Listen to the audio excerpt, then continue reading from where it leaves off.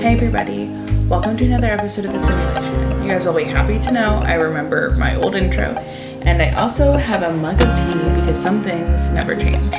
This is a mug I featured before from a good friend, and I was thinking about doing and for this video, and by thinking about I am just fully doing, where I only listen to audiobooks, and I kind of do an experiment to see. There are 2 books already that I have already attempted to read that I then listen to the audiobook of. And some books that I only listen to an audiobook. I was not always the biggest audiobook girl. I think when I did my book review video, if you ever watched it, that behemoth of a video, God bless you, because that video is 1 hour and 7 minutes long for no reason. It's very much, this is a thing that I notice a lot when I'm editing, is like, I'm like, girl, you talk so much. Like, I edit down these videos so much, and I feel like sometimes I had a harder time, like, being like, okay, yeah, you can cut that, cut the fat, because I'm like, oh, that's a funny anecdote, and that's silly, and that shows off my personality a little bit more. But I'm like, girl, but you still put 1 hour and 7 minutes that you thought was content in there. So, like, what are you doing? I only listened to one audiobook that year, but I have listened to audiobooks in the past, and I really got into a good amount of audiobooks last year. I love a good long podcast, especially if it's like a true crime or like cult level podcast. And I listened to a good amount of audiobooks in 2022, and I've met a good amount in 2023 as well. I wanted to review them because I think sometimes it's it's definitely a different experience to read a book versus listening to the audiobook, especially if you have a really great narrator. And I wanted to do a little experiment where I listened to like 4 or 5 different ones from books I've been wanting to read, and also books that I had like either attempted to read and hadn't quite gotten through, but I was going to listen to the audiobook for. Usually I'll listen to an audiobook if I am driving. Sometimes even like when I'm doing yoga, I'm like, you know what, fuck it, I want to listen to my audiobook and do yoga. I love an audiobook because I can do embroidery during it, or I can do some other like tasks around the house while I listen to it. And if you're not somebody who's like big into audiobooks, but you do like podcasts, I would maybe get into the book like an hour before you give it up, or maybe even if you can take out the actual book, read the intro stuff and go forward. I think for me, I like an audiobook as long as it's not a historical high fantasy book. Those I think I struggle the most with reading audiobooks. I tried to listen to The Lord of the Rings, could not do it. And I also have read a couple true historical books, but I find that I don't feel like I retain enough of the information. Book review, but I will go over, actually 4 of them. I've already listened to 4 of them. 2 of them I actively just took out the audiobook. On Libby, if the audiobook has a shorter wait time, or a time that I think is going to work better for me, so like if one version is only 2 weeks, but I know I'm not going to read it in 2 weeks, I won't take that one out because that just seems unfair. I saw a review recently where somebody was like, Libby's always notifying you if people are waiting. But I kind of like that because sometimes I'll just hoard books on the app thinking I'm going to read them, and I never, like, half that TBR list that I listed before, I'm not reading those books. But I have a good amount of books out. And then I can tell you today, I just finished Payback's a Witch by Lana Harper, which this is one of the ones that I read about half the book, and then I listened to half the audiobook. I was enjoying the book. It's cute. It's like, it's a romance book, but not, the main point isn't romance, so it's a little bit more fantasy. I would say this falls into like light fantasy, maybe cozy fantasy, I guess. There would be spoilers in this. I don't think it's going to ruin the book because honestly, about halfway through the book, I was a little bit like, okay, yeah, I think I know what the twist is going to be. I'm not going to tell anybody the twist, but there's a twist. I love that it's a queer love story. I love that there's sapphic love. I will say that the sex scenes in this, there is one actual sex scene and one kind of like making out scene. It's pretty hot. They're well written. I listened to both of those on the audiobook, and I think for me, being able to listen through the like spicy scenes is a good determination if they're actually hot or not, because oftentimes you can skip around and kind of glaze over in a book if you're not loving it, but if you're listening to an audiobook, sometimes it's a little harder to skip. And I mean, I know you can just hit the skip button, but you know, if you're like washing your dishes or driving, it's a little bit harder, and you don't want to miss anything important that might happen. And if you can listen to them, I find that they are a better sex scene, and I like these sex scenes. It's a sapphic love story about two bi women, or I guess queer women. They never said how they identify, but it's been evidence that they are interested in both men and women. So I assume bi, which is great. There's no, bi rep in this book. I love that. And it's witchy. I would say the magic in here is a step up from some of the magic that you get in like lightly witchy books. There seems to be a true identification of the magic, how it works. People cast spells. Certain people are better at certain types of magic.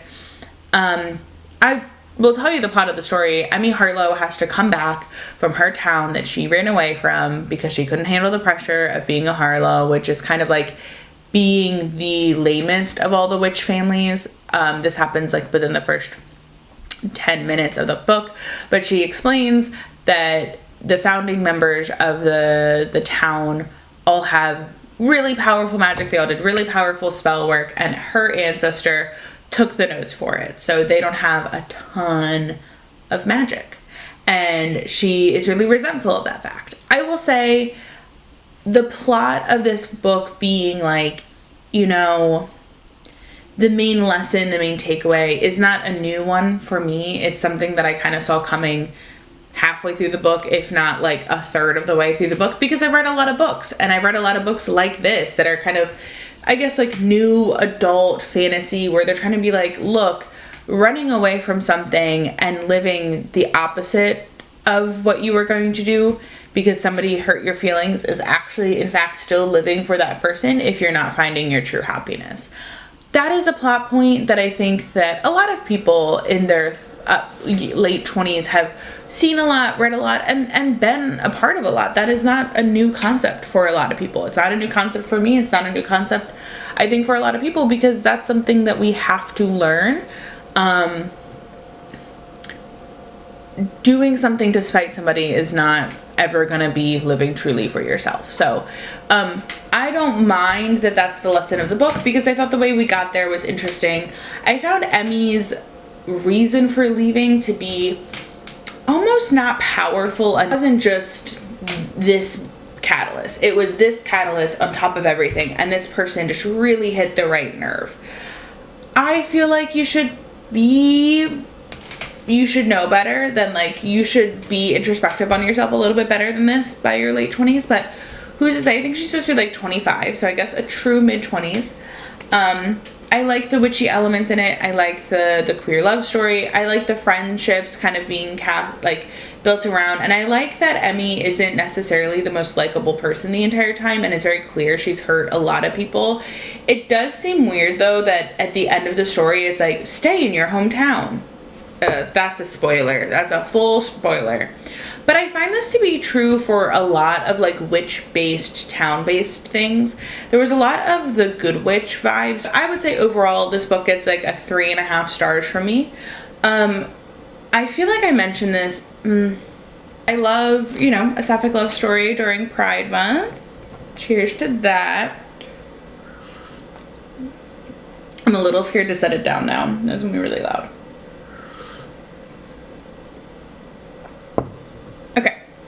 So the next book that I read was The Dinner. Now, I read this because Books and Lala mentioned it offhandedly, and it sounded interesting. It's a psychological thriller.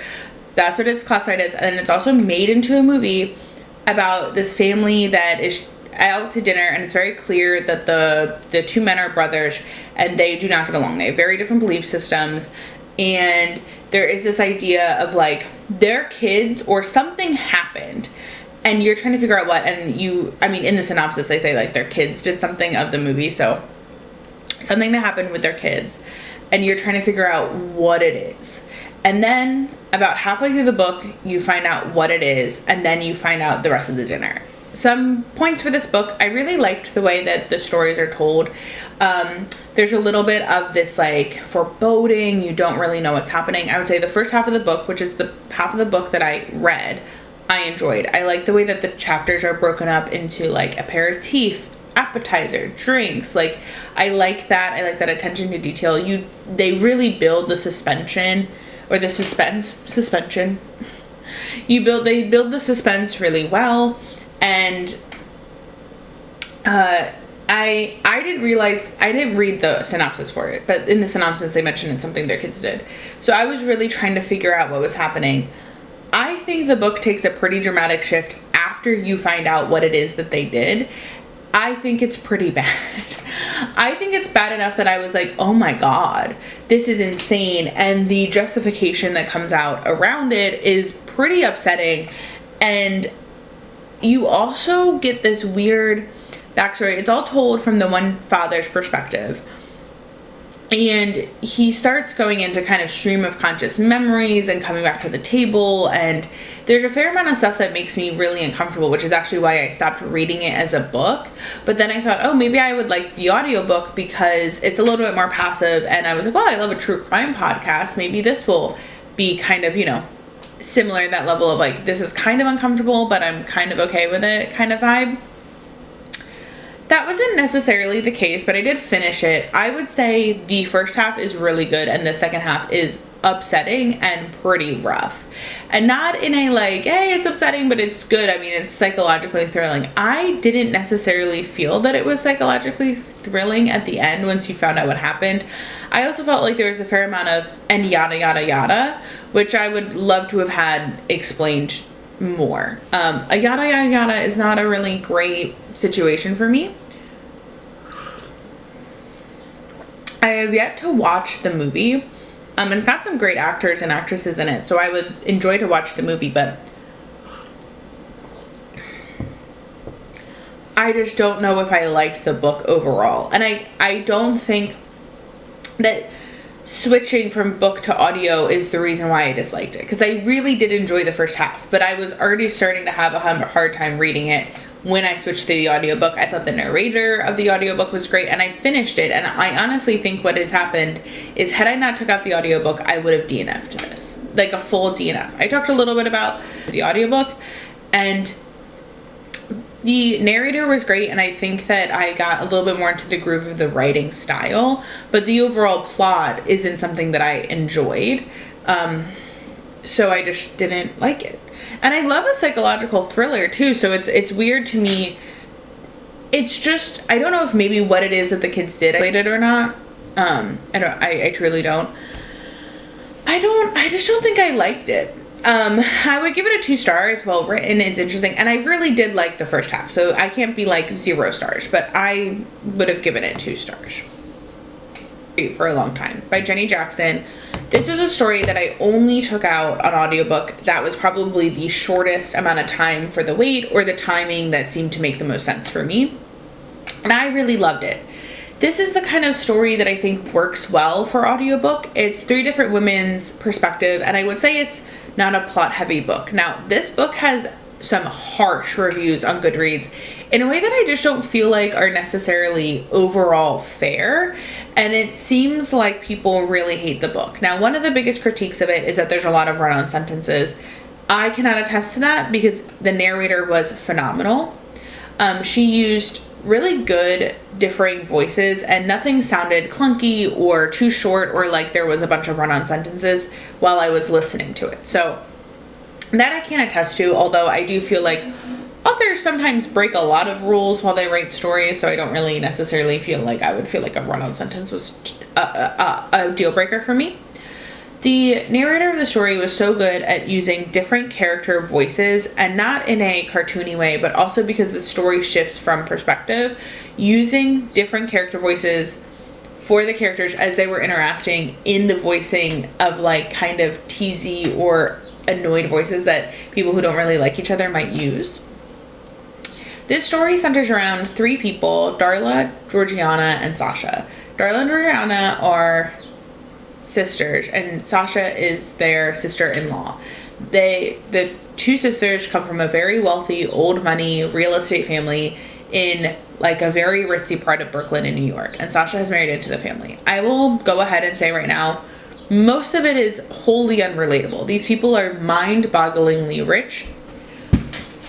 Sasha's the most relatable because, one, she didn't grow up uber rich, and you can feel like she's the fish out of water that's welcoming you into the family. It's very clear that the family doesn't hate her. They don't dislike her necessarily, like the parents, but it's very clear to me that there is this idea of like their family is the most important family, and Sasha's expectations is to meld into it and not be her own person within it and work to change it. Things should just continue to be the way that they are. While Sasha is the most relatable because she grew up in the most relatable economic standing, she's probably the least relatable character for me personally, because she makes a lot of choices that I would never have made, and she doesn't say a lot of things that I would have said. I am a very opinionated person, and I really do not like feeling like I cannot be heard, and that seems to be a wide-standing thing in this family. But what is so insane to me is that she doesn't seemingly have these lengthy discussions with her husband where she explains things that really are upsetting to her about her family, and he kind of writes a lot of it off as like, that's just the way it is, babe, like what's the problem?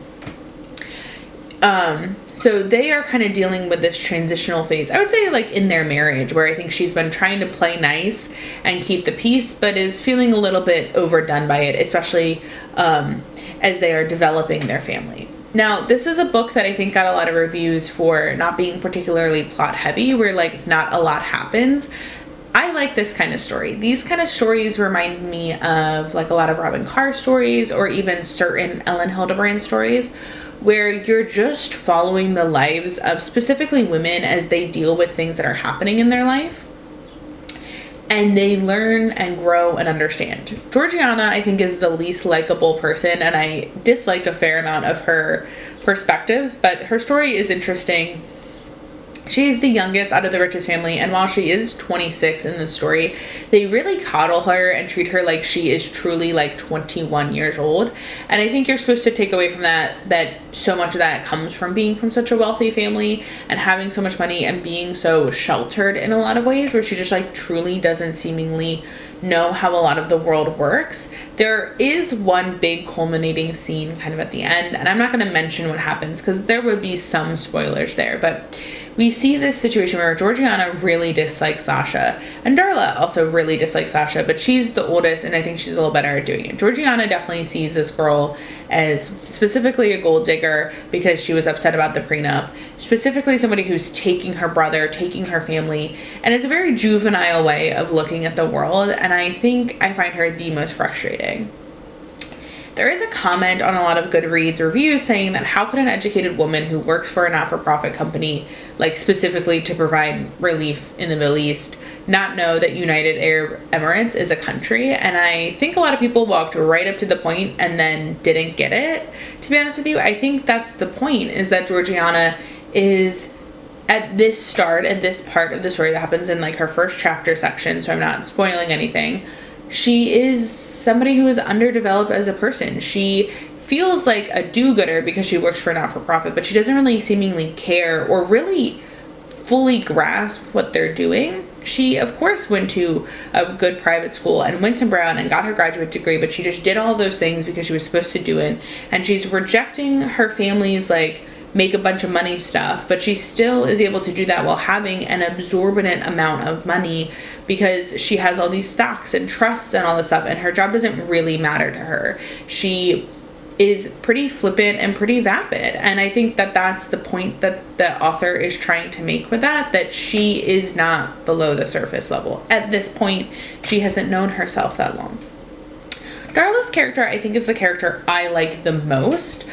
She is the least relatable, again, because she's so wealthy, but she's pretty relatable in terms of the choices she makes and the struggles she's having. She is a mom of two. She left her career on Wall Street because she could. Her husband is wealthy within his own regard, which is something that was pretty important to her.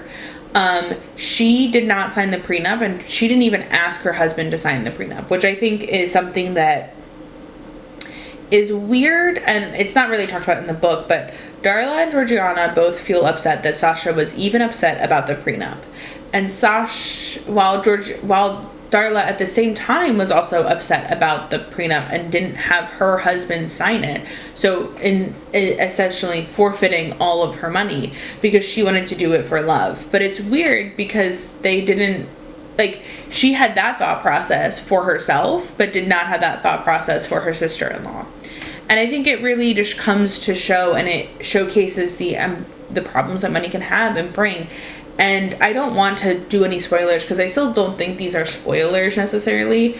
It's just a part of the story where I really had a hard time with Sasha, where she was very upset about the prenup. And to be honest with you, I'm not saying that prenups are bad, especially if you have like millions and billions of dollars in company holdings. I'm kind of shocked that Sasha didn't expect to have one. But what was even more insane was her husband's reaction to it. When he's like, it's just what people do. Why are you upset? And she was like, I'm upset because it makes me feel like you expect us to get divorced, and it makes me feel all these things.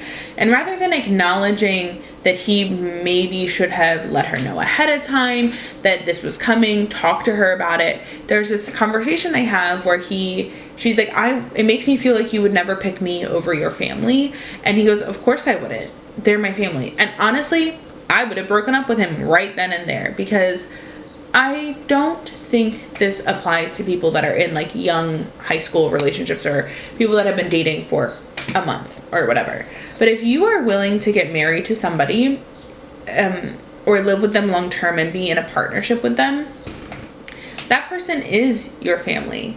And to imply that you would never pick your spouse over your family ever because that person isn't your family, for me, is a pretty big deal breaker. I really enjoyed the story. I would say it's not a particularly plot heavy story, but I don't really think it's meant to be. It's meant to be a story of kind of these three women living their life for about, I think it probably covers a span of like maybe 18-ish months, maybe less. Goodreads review.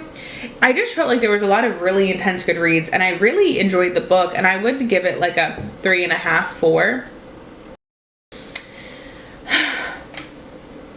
The next book I listened to was The Love Equation. The True Love Experiment, which is the sequel to The Soulmate Equation, which I also listened to an audiobook about a year ago and I really enjoyed, by Christina Lauren. I would say The True Love Experiment is the type of book I love to listen to as an audiobook. Again, I trust Christina Lauren can write good sex scenes because I liked her sex scenes in The True Love Experiment and I thought they were pretty good. And, oh my god, in The Soulmate Equation, and they were also good in the True Love Experiment.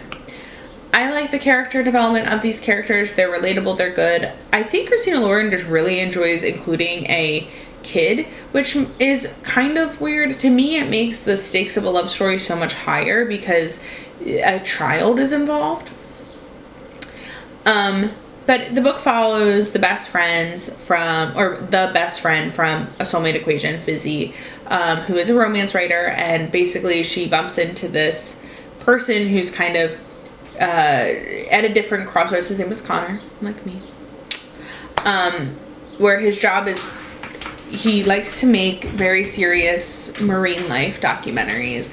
And the company he works for is like, no, we're going to get into the game and do, essentially like The Bachelor. But he's like, I can't do it like that. I want it to be real and serious. And so they use the science from the Soulmate Equation that, where you can get your DNA tested to find some matches and to go forward with it. And of course, Fizzy and Connor fall in love. And there's even a point in this where they go, he kind of looks down, Fizzy's a romance writer, and he kind of looks down on that idea, like, those aren't real stories. And I think there is this idea of, like, romance books or, kind of smutty books are not real books. And maybe I even did this earlier when I was like, I would never give this book a 5-star. But I would never just say this is a book you have to kill somebody to reread again for the first time. It's fine. Even though it's a rule of the genre that these two characters end up together, I think a lot of people think that means it's easy. But how many bad rom-coms have you watched? oh, I have to take this. It's such an easy movie to like. Boy meets girl. It's always boy meets girl. Girl meets boy. They fall in love. Third act conflict. That's it. But here's the thing. I've seen a lot of really bad rom-coms because I have a standard. I love a rom-com. Just like I think there are a lot of really bad romance books. And here's the thing. I heard this once on Movie Bitches, and I think it's so true. Romance and rom-coms live and die with the friends. Because if you have shitty friends, if you have friendships that don't feel lived into, I feel like it makes all the characters feel two-dimensional. And like you only know them for 2 hours and not their entire life. That's why When Harry Met Sally is such a good rom-com. Because those characters feel lived in because they have these friendships, they have lives. The romance is part of the story, but it's not the entirety of the story. It's why Something Borrowed is one of the worst movies I've ever seen. And the characters are not likable, their friends are not likable. And because their friends aren't likable and they're like so outwardly such shitty friends, I feel like you're like, why are you with this person? Which is why it's so fun where I've been seeing this a lot, where I feel a lot of romance books are doing kind of sequels based around other friends, which I really like because it means those characters have to be well established and written in a little bit more in the initial book, so you can see how this person has relationships outside of this like crazy love story that they're in. And I feel very passionately about that. So editing, Connor, don't edit that part out, okay? Even if the video is going to be an hour and a half long. This Soulmate Equation, it's great. Oh my god. The True Love Experiment. Okay, the title. I'm taking away a star for that title because I need it to be quippy. I need it to be like Fizzy Finds Love or something like that. Not the True Love Experiment. I just want to call it the Soulmate Equation too. I can't, but I did enjoy it. I thought it was fun. Silly. Again, hot. The sex scenes were hot. I do say this. This says I like that Christina Lauren is willing to write romance stories about people that are not in their young 20s. These people are almost 40, which I think is nice. I think you end up with a lot less stupid drama that I just don't relate to, right? There are sometimes I'm reading a book where I'm just like, oh my god, but why did you walk away? And why didn't you talk this out? And why didn't you establish this before? Because I'm not 18 anymore. I'm not 20 anymore. I'm not scared that somebody's not going to like me because I want to talk about my feelings, or I want to talk about what this means for us or me or them. I'm not willing to be in a miscommunication all the time era. And miscommunication is one of my least favorite third act conflicts, just so you know. It's something that I don't love in general. And I'll just tell you guys this. There is a conflict that comes up, and it comes up with cheating. And this is just something I feel. I don't necessarily think once a cheater, always a cheater. To condemn somebody who admitted to you that they cheated, they explained the situation. I'm not saying everything can be explained away. I'm not saying give everybody amnesty to cheat once in their life. That's really not what I'm saying. I just don't necessarily know if it's like the end of a conversation, I write you off as an entire person because you made a mistake 10 years ago. Now again, if somebody's a serial cheater, if somebody's having a long-term affair, absolutely fuck that person. I just don't know if me as a third party a decade later needs to go, oh yeah, fuck that person.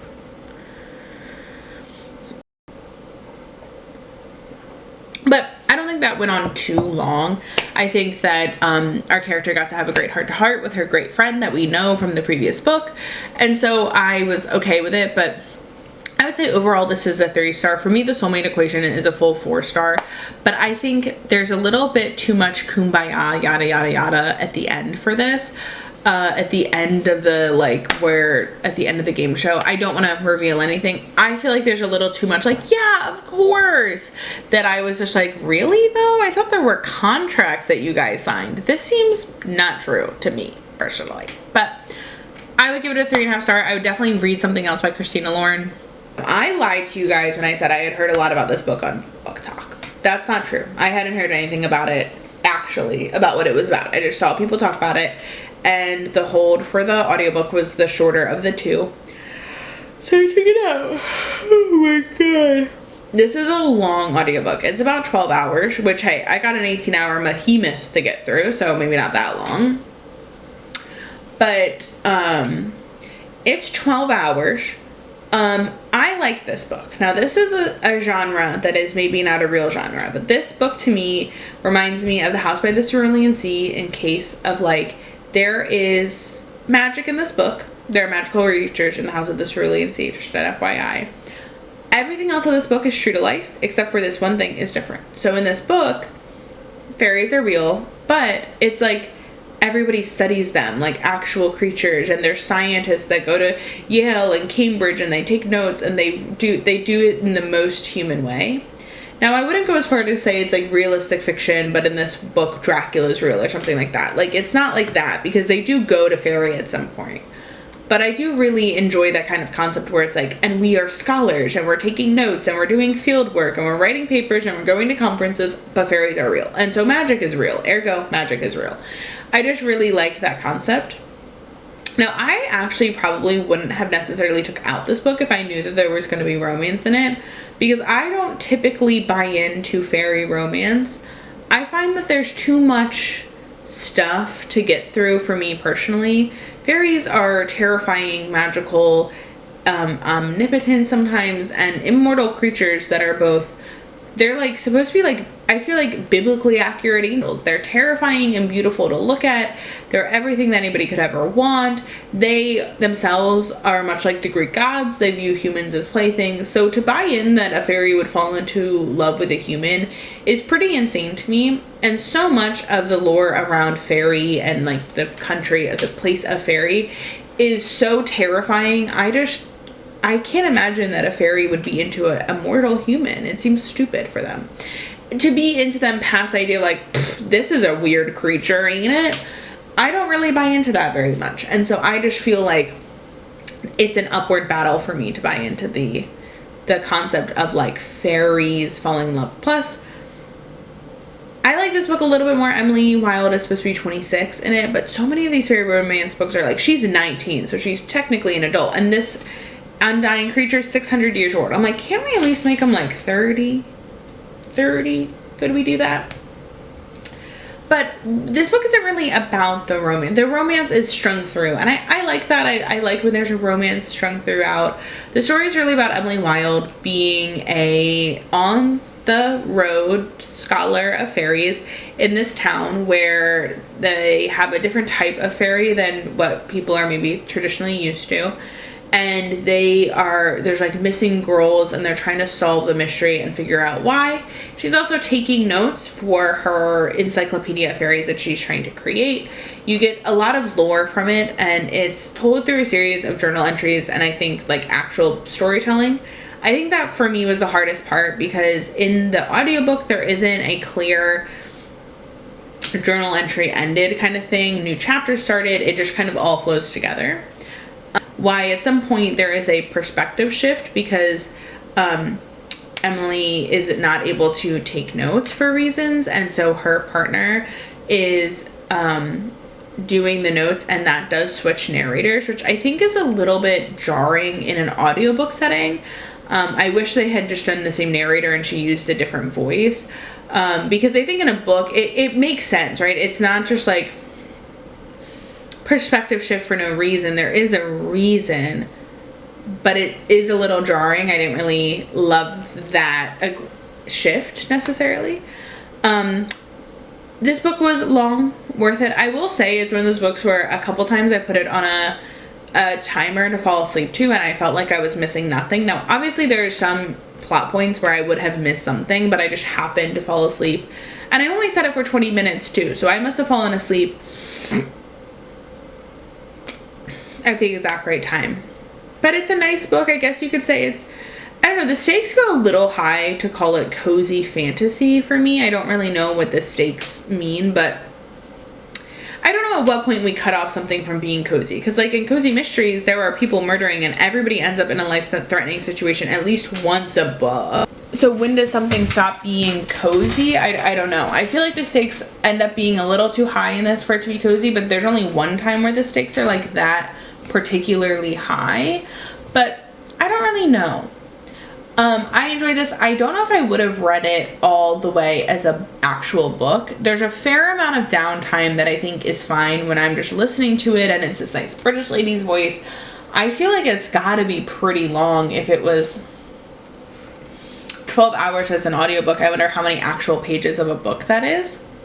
So I will post. I don't think it would have gotten any higher if I didn't listen to it as an audiobook. And I don't think any of these books would have been any higher rated if I read the physical copy. And 2 of these books I did attempt to read the copy. So this I think is already going to be pretty long, and I don't want to make another hour-and-a-half long video. So I'm thinking what I'll do is do a part 2 of like audiobooks. Make a little document. If you guys have any book recommendations, or like if there's a video you guys really want me to do, like a review of a book you really want me to do, I would maybe do it. Like I said, I might not. But I'm so happy to be making videos again. It's just so fun to share your opinions. If you guys have any wine questions, feel free to let me know. I could do a little Q&A about wine. That would be fun. I love wine. I know a lot about it. So yeah, thanks for hanging out with me. See you guys in the next one. Bye. This is my pose.